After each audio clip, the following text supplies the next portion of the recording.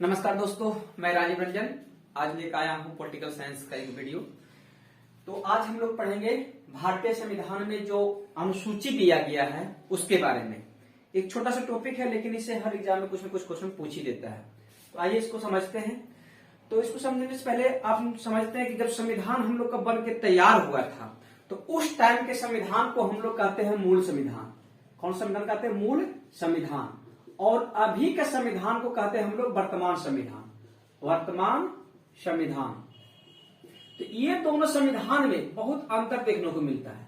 एक मूल संविधान जब हमारा संविधान बनकर के तैयार हुआ था और लागू हुआ था 26 जनवरी 1950 को, वो वाला संविधान, और जो वर्तमान संविधान जो 2022 में हम लोग देख रहे हैं, तो इसमें बहुत कुछ चेंजिंग हुआ है। देखेंगे कि जब मूल संविधान बना था तो उस टाइम हमारे संविधान में कुल अनुसूची मात्र 8 था। कितना था? 8 था। लेकिन यही वर्तमान संविधान में क्या हो गया? ये 8 वो से बढ़ के हो गया है 12। कितना हो गया है? 12। तो क्वेश्चन अगर पूछ दे कि हमारे वर्तमान संविधान में कितने अनुसूची है तो 12 मारना है। लेकिन अगर क्वेश्चन घुमा के पूछ दे कि हमारे मूल संविधान में कितना अनुसूची था तो अनुसूची कितना मारना है? 8 मारना है। इसी तरह से 3 चीज देखेंगे हम लोग। अनुसूची एक होता है भाग। भाग अगर पूछे तो मूल संविधान में हम लोग के संविधान में 22 भाग था, लेकिन वर्तमान में ये जो है बढ़ करके हो गया है 25। अनुच्छेद भी उसी टाइप से देखेंगे। अनुच्छेद जो था मूल संविधान में हम लोग का अनुच्छेद था मात्र 395। अभी वर्तमान में हो गया है 444 से ज्यादा हो गया है। 444 से अधिक हो गया है। 444 से अधिक हो गया है। ये बढ़ते जा रहा है।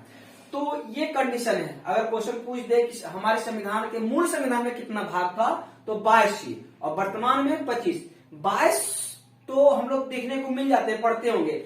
भाग 21 में क्या है, भाग 22 में क्या है, लेकिन भाग 23, 24, 25 नहीं मिलेगा। हुआ क्या? इसको जो भाग दिया गया है 1, 2, 3, 4, 5 ऐसे करके 22 को, उसी में क ख ग करके जोड़ दिया गया है। तो 24, 25 नहीं मिलेगा आपको। जैसे 9 का को, 11 का को, 12 का को, ऐसे करके कुल कितना भाग है अभी वर्तमान में? 25। तो ये डाटा थोड़ा सा याद रखना है कि मूल संविधान में हमारा अनुसूची 8 था और हमारे वर्तमान में 12 है। तो इसी अनुसूची के बारे में आज हम लोग डिटेल से पढ़ेंगे कि किस अनुसूची में क्या दिया गया है।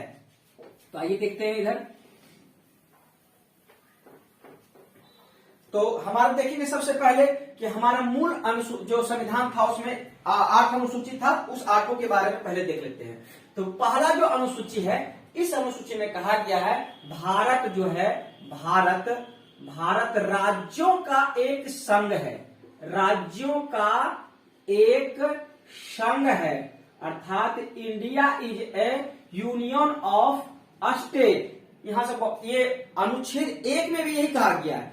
आर्टिकल 1 जो हमारा संविधान का अनुच्छेद 1 है उसमें कहा गया भारत राज्यों का संघ है, और अनुसूची 1 में भी यही है कि भारत क्या है? राज्यों का संघ है जिसमें 28 राज्य और 8 के शासित प्रदेश का मिल करके ये बना है। अभी वर्तमान में 28 राज्य और 8 के शासित प्रदेश है। अब यहां से क्वेश्चन पूछता है कि भारत राज्यों का एक संघ है। अगर ऑप्शन में दे दे पहला ऑप्शन, बताइए अनुच्छेद 1 में क्या है? भारत राज्यों का संघ है या भारत राज्यों का एक यूनियन है? तो यहाँ यूनियन हो जाएगा, क्योंकि यहाँ देखिए संघ का इंग्लिश 2 होता है। एक होता है यूनियन और एक होता है फेडरल। अब देखेंगे दोनों को, यूनियन और फेडरल संघ, दोनों यूनियन का भी हिंदी संघ होता है और फेडरल का भी हिंदी संघ होता है, लेकिन इसका इंग्लिश मीनिंग में दोनों अलग अलग हो जाता है। यूनियन का अर्थ अलग हो जाता है, फेडरल का अर्थ अलग हो जाता है। देखेंगे हम यहाँ पर दोनों को समझने के लिए छोटा सा देखते हैं कि हम लोग को भारत में शादी ब्याह जब होता है तो 1 जन्म नहीं 7 जन्मों की रिश्ता को निभाने की बात करता है कि यहाँ 1 जन्म नहीं 7 फेरा लेकर के आप 7 जन्म तक साथ रह सकते हैं, बीच में आप छोड़ नहीं सकते।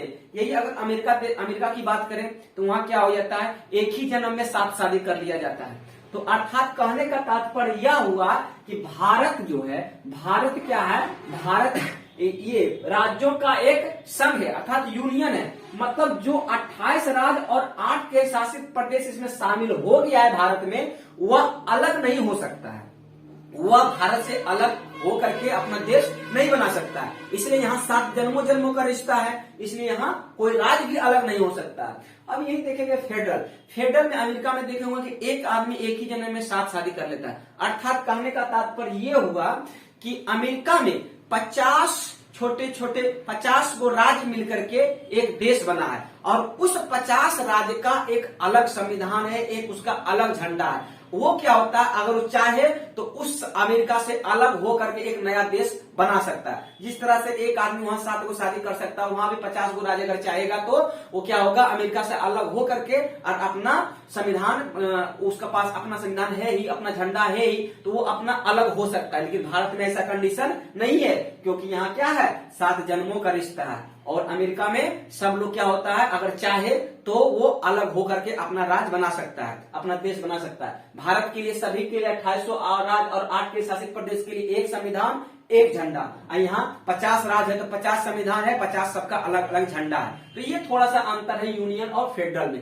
क्वेश्चन अगर पूछ दे संघ है कि यूनियन है, तो सही जवाब होगा संघ। अगर यूनियन नहीं रहेगा तब संघ मारना, नहीं तो सटीक आंसर इसका यूनियन होगा। India is A union of state. तो अब इसको देखते हुए एक पहला ये अनुच्छेद अनुसूची हो गया। अब दूसरा अनुसूची में क्या है, दूसरा अनुसूची में जितना भी संवैधानिक वेतन, संवैधानिक पदाधिकारी है, जितना भी संवैधानिक पदाधिकारी जैसे हो गया राष्ट्रपति, उपराष्ट्रपति, प्रधानमंत्री, मुख्यमंत्री, जितना भी है सबको वेतन देने का प्रावधान करता है। किसमें, ये अनुसूची 2 में। तीसरा में क्या करता है, सभी जितना भी संवैधानिक पदाधिकारी होगा सबको शपथ दिलाता है।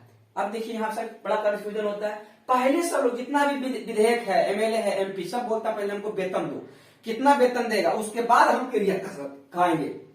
तो पहले क्या ले लेगा, पहले वेतन लेगा, उसके बाद वो शपथ ग्रहण करता है। तो 2 में लिखिएगा, अनुसूची 2 में क्या है, वेतन का उल्लेख, और अनुसूची 3 में क्या है, तो शपथ अर्थात क्रिया कसम। बोल दीजिए हमको 1 लाख रुपए इसको वेतन देंगे, तो वो कोनो क्रिया खाने के लिए तैयार हो जाता है। ठीक है, तो ये याद रखिएगा कि 2 में क्या है, वेतन कितना दीजिएगा, उसके बाद वो क्रिया कसम खाएगा अर्थात शपथ लेगा। तो तीसरा रखिएगा शपथ। चौथा में क्या करेगा, राज्यसभा में स्थानों का बंटवारा है। अनुसूची 4 में क्या है, राज्यसभा में स्थानों का बंटवारा। अर्थात कहने का तात्पर्य यह हुआ कि आप लोग देखे होंगे कि राज्यसभा का चुनाव नहीं होता। वो जैसे हम लोग वोट देने जाते हैं तो कभी होता है लोकसभा का होता है, कभी विधानसभा होता है, राज्यसभा का नहीं होता। राज्यसभा में क्या होता है, हर राज्य से मनोनीत करके भेजा जाता है। तो कौन राज्य से कितना सीट जाएगा इसका निष्कर्ष जो है जनसंख्या के आधार पर बांटा गया अनुसूची 4 में। जैसे हमारे राज्यसभा में 245 सीट है, 245 सीट में कौन सा राज्य से कितना सीट जाएगा चुन करके इसका निष्कर्ष किस अनुसूची में किया गया है, अनुसूची 4 में। जैसे सबसे ज्यादा जाता है भारत में तो 31 गो जाता है राज्यसभा में चुन के यूपी से जाता है 31 गो, बिहार से जाता है 16 गो। ऐसे करके हर राज्य में जनसंख्या के आधार पर उसको बांट दिया गया है कि इतना सीट 245 में किस राज्य से कहां से जाएगा। अर्थात वही याद रखना है, अनुसूची 4 में क्या है, तो राज्यसभा में स्थानों का बंटवारा है कि कौन राज्यसभा किस राज्य से कितना सीट जाएगा राज्यसभा में। अब देखेंगे पचमा क्या है, एससी और एसटी अर्थात अनुसूचित जाति और अनुसूचित जनजाति के प्रशासनिक क्षेत्र में विशेष छूट दिया गया। प्रशासनिक क्षेत्र में क्या दिया गया, विशेष छूट दिया गया दोनों को, एससी और एसटी को। और 6 में देखिए दोनों को साथ साथ याद रखिएगा, 5 और 6। इसमें क्या किया, सिर्फ अनुसूचित जनजाति अर्थात अनुसूचित जाति नहीं, सिर्फ अनुसूचित जनजाति को सिर्फ 4 राज्य में, असम, मेघालय, त्रिपुरा, मिजोरम, असम, मेघालय, त्रिपुरा, मिजोरम, इस 4 क्षेत्र में प्रशासनिक क्षेत्र में विशेष छूट दिया गया। किस अनुसूची में, तो 6 में। तो दोनों में याद रखिएगा, थोड़ा सा एक बार देख लीजिएगा कि अनुसूची 5 में क्या था, तो एससी एसटी अनुसूचित जाति और अनुसूचित जनजाति के प्रशासनिक क्षेत्र में छूट दिया जाएगा। लेकिन अनुसूची 6 में क्या है, सिर्फ अनुसूचित जनजाति को, सिर्फ कितना राज्य में भारत के, तो ये पूर्वोत्तर राज्य जो 4 है, असम, मेघालय, त्रिपुरा, मिजोरम, इसमें विशेष छूट का प्रावधान किया गया है। अब देखिएगा अनुसूची 7 में, अनुसूची क्या 7 है, तो अनुसूची 7 में है सूचियों का बंटवारा। सूचियों। देखिए ये है अनुसूची और ये क्या है सूची। तो अनुसूची 7 में क्या है सूचियों का बंटवारा, जो कि 3 तरह की सूची का बंटवारा किया गया, मतलब शक्ति का बंटवारा आप कर सकते हैं। शक्ति 3 तरह का शक्ति का बंटवारा किया गया है। एक है संघ शक्ति, संघ सूची, एक है राज्य सूची, राज्य सूची, और एक है समवर्ती सूची, समवर्ती सूची। तो यहां से क्वेश्चन भी पूछता है कि हमारे संविधान में कितना सूची दिया गया है? 3 सूची। किस अनुसूची में दिया गया है? तो 7वीं अनुसूची। हमारे संविधान के 7वीं अनुसूची में 3 सूची का बंटवारा किया गया है। एक है संघ सूची, दूसरा है राज्य सूची, और तीसरा है समवर्ती सूची। अब थोड़ा सा इसको समझ लेते हैं। संघ सूची का मतलब हुआ बाबू कि इसमें जो संघ सूची पर जो कानून बनाएगा वो केंद्र सरकार कानून बनाता है, राज्य सूची पर राज्य सरकार बनाता है, और समवर्ती सूची पर तो दोनों मिल करके, नामे है समवर्ती, मतलब दोनों मिलकर संघ भी बनाएगा और राज्य भी बनाएगा। लेकिन विशेष परिस्थिति में अगर कोई एक ही बिंदु पर दोनों कानून अगर बना लिया तो केंद्र सरकार के कानून वहां वैलिड होगा। इसमें विषय दिया गया है कि कितना विषय पर कौन कानून बनाएगा। जैसे संघ सूची में अगर मूल संविधान में अगर बात करें तो इसमें 97 विषय दिया गया था, 97 विषय मूल संविधान में, लेकिन वर्तमान में इसको बढ़ा करके कर दिया है 100 विषय। कितना विषय इसमें शामिल है विषम सूची में? तो वर्तमान में 100, मूल संविधान में 97। राज्य सूची में जो मूल संविधान में था वो 66 विषय था, लेकिन इसमें से 5 विषय को और घटा दिया। तो मतलब वर्तमान में कितना विषय इसमें है? तो वर्तमान में इसमें 61 विषय पर यह कानून बनाता है राज्य सूची पर। अब समवर्ती सूची की बात करें तो ये 5 जो घटाया था, पहले था 47 और इसमें अब जोड़ दिया है 5, तो 47 में से 5 जोड़ेंगे कितना हो जाएगा? 52। अर्थात कहने का तात्पर्य कि समवर्ती सूची में पहले 47 अनुसूची था, वर्तमान में इसमें अभी 52 विषय पर कानून बना सकता है। तो ये सूची थोड़ा सा याद रखिएगा, एक डाटा है, ये एग्जाम में कभी पूछ देता है कि समवर्ती सूची में वर्तमान में कितना विषय है? तो 52 विषय। राज्य सूची कितना अभी वर्तमान में कितना विषय है? 61 विषय। और संघ सूची में कितना विषय है? तो 100 विषय। ये देख लीजिएगा। तो सूची का बंटवारा किसमें देखे थे हम? 7वीं अनुसूची में। अब देखेंगे 8वीं अनुसूची। 8वीं अनुसूची में क्या है? भाषाओं का उल्लेख है। भाषाओं, जो हम लोग बोलते हैं भाषाओं, ये भाषाओं का उल्लेख है। मूल संविधान जब बना था तो इसमें मात्र 14 भाषा का उल्लेख था हमारे संविधान में, लेकिन वर्तमान समय में अभी 22 भाषा का उल्लेख है। क्वेश्चन यहाँ बहुत बार एग्जाम में पूछ देता है कि हमारे संविधान के किस अनुसूची में भाषाओं का उल्लेख है? तो 8वीं अनुसूची में। मूल संविधान में कितना भाषा था?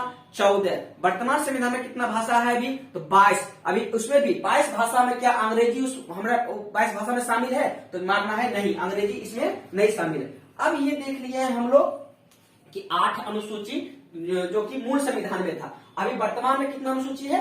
12 अनुसूची। तो अब उस 12 में बच गया अब 4, जो कि बाद में जोड़ा गया था 4 अनुसूची। उसको हम लोग अब देखेंगे कि 4 अनुसूची कौन कौन सा जोड़ा गया है। तो उसको देखने के लिए पहले देखते हैं। ये बचा 8 हो गया, अब बचेगा 9, 10, 11 और 12। इस चारों अनुसूची को एक साथ पढ़ते हैं। देखिए नम्मा अनुसूची में क्या था? इस टाइम नम्मा अनुसूची, तो जब संविधान में कोई चीज जोड़ा जाता है तो उसके लिए अमेंडमेंट करना पड़ता है, मतलब संविधान में एक संशोधन करना पड़ता है। तो उस संशोधन को क्रम से किया गया। तो सबसे पहले नम्मा अनुसूची जोड़ने के लिए संविधान में पहला संशोधन, फर्स्ट संविधान संशोधन किया गया। फर्स्ट संविधान संशोधन किया गया। ये फर्स्ट संविधान संशोधन किया गया 1951 में। 1951 में याद रखिएगा। देखिए संविधान लागू हुआ था 1950 में। अब तुरंत क्या जरूरत पड़ेगा कि एक तुरंत संविधान संशोधन 1951 में करके जोड़ा गया। तो इसमें एक जब संविधान बना था तो उस टाइम एक कानून नहीं था, भूमि सुधार कानून, भूमि सुधार अधिनियम या कानून, भूमि सुधार अधिनियम। तो यह अधिनियम जो है संविधान लागू होने के जस्ट 1 साल बाद संविधान में संशोधन करके नम्मा अनुसूची बना दिया गया और इसको रखा गया, क्योंकि संविधान तो बन गया था, 8 अनुसूची तक बन गया था। तो अब जो बनेगा तो नम्मा अनुसूची बनेगा। तो इसीलिए तुरंत पहला संविधान संशोधन 1951 में क्या हुआ कि भूमि सुधार अधिनियम को जोड़ा गया। किस अनुसूची में? तो नम्मा अनुसूची में। फिर क्या हुआ? एक और अनुसूची जोड़ा गया 10वां। इसमें क्या हुआ? इसमें 52वां संविधान संशोधन करके जोड़ा गया। 52वां संविधान संशोधन 1985। तो ये 52वां संविधान संशोधन कौन सी था? तो देखिए संविधान संशोधन जैसे पहला संविधान संशोधन हुआ 1951 में, उसी तरह दूसरा हुआ, तीसरा हुआ, चौथा हुआ, 5वां हुआ, ऐसे करते करते 52वां नंबर का जो संविधान संशोधन हुआ था वह हुआ था 1985 को। इसमें क्या जोड़ा गया? दल बदल कानून। दल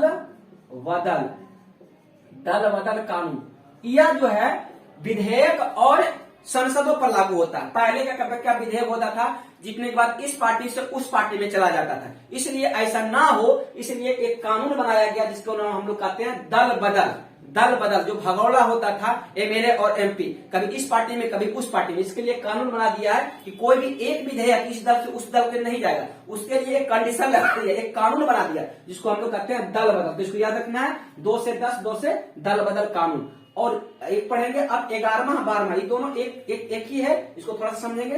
11वां में क्या था, 11वां को जोड़ा गया 73वां संविधान संशोधन 1992 में 73वां संविधान संशोधन 1992 में क्या जोड़ा गया, तो इसको जोड़ा गया पंचायती राज व्यवस्था, जो कि हम लोग के यहाँ पंचायती राज व्यवस्था जो त्रिस्तरीय पंचायती राज व्यवस्था है, इसको जोड़ा गया। मूल संविधान में नहीं था, इसको जोड़ा गया कब, 1992 में। देखिए जब संविधान बन रहा था तो हालांकि राज्य के नीति निर्देशक तत्व के अनुच्छेद 40 में पंचायती राज व्यवस्था का वर्णन किया गया था कि पंचायती राज व्यवस्था समय पड़े तो इसको लागू करे। लेकिन जब संविधान बना था, जिस टाइम आजादी हुआ था हमारा देश, तो उस टाइम ये पंचायती राज व्यवस्था को नहीं जोड़ा गया।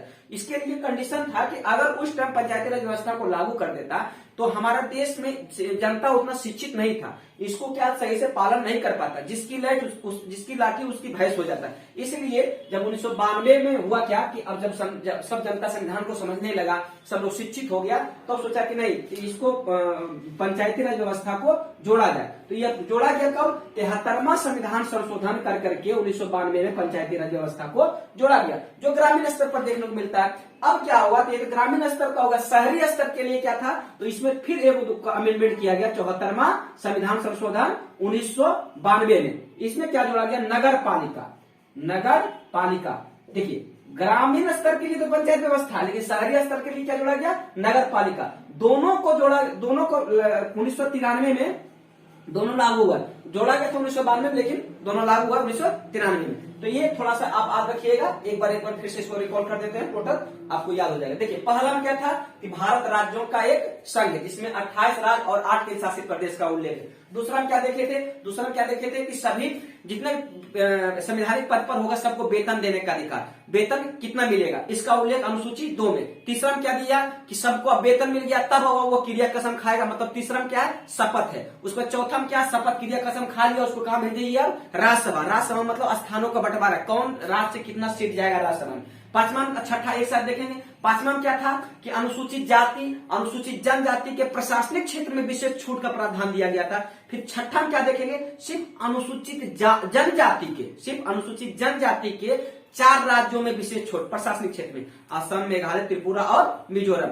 ये 7 हो गया, 6 हो गया। अब 7वां में देखेंगे, 7वां में क्या था, तो सूचियों का बंटवारा, 3 सूची था, संघ सूची, राज सूची और समवर्ती सूची। अब 8वां में क्या था, तो भाषा का उल्लेख, कितना भाषा मूल संविधान में, 14 भाषा, वर्तमान में कितना भाषा, 22 भाषा। और उसके बाद देखेंगे 9वां क्या था, तो पहला संविधान संशोधन 1952 में जोड़ा गया भूमि सुधार अधिनियम। फिर 10वां क्या था, 2 से 10, 2 से दल बदल कानून, इसको 52वां संविधान संशोधन 1985 में जोड़ा गया। फिर 11वां 12वां क्या था, 11वां में पंचायती राज व्यवस्था जो 73वां संविधान संशोधन 1992 द्वारा जोड़ा गया। फिर